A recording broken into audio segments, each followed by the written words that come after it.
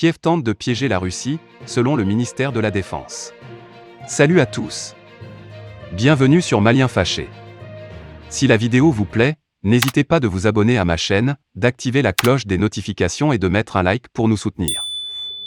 Les services de sécurité ukrainiens ont mis en scène des meurtres présumés de civils dans plusieurs villes et villages pour faire la une dans les médias occidentaux et accuser Moscou de crimes de guerre, a affirmé mardi le ministère russe de la Défense.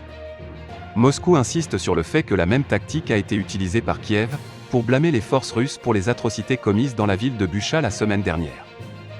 Les troupes du 72e centre principal ukrainien d'opérations psychologiques ont réalisé une autre mise en scène du tournage de civils qui auraient été tués par des actions violentes des forces armées russes afin qu'elles soient relayées par les médias occidentaux, a déclaré le porte-parole du ministère, le général de division Igor Konashenkov lors d'une conférence de presse.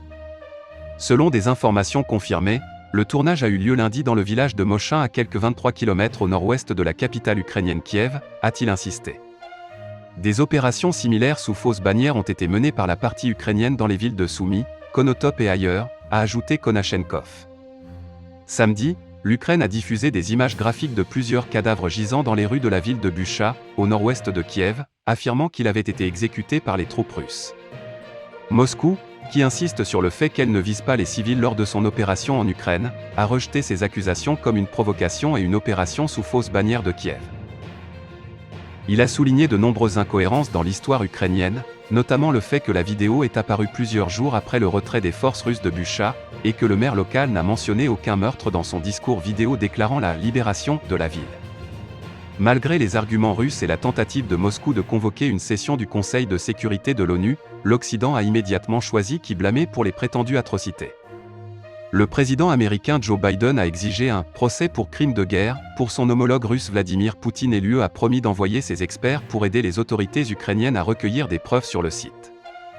Moscou a lancé une offensive à grande échelle contre l'Ukraine fin février, suite à l'échec de l'Ukraine à mettre en œuvre les termes des accords de Minsk signés en 2014, et à la reconnaissance éventuelle par la Russie des républiques du Donbass à Donetsk et Lougansk.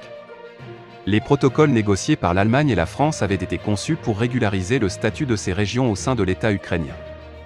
La Russie a maintenant exigé que l'Ukraine se déclare officiellement un pays neutre qui ne rejoindra jamais le bloc de l'OTAN dirigé par les États-Unis.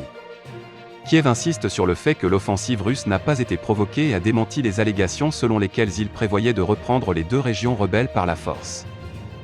Voilà, nous sommes à la fin de cette vidéo.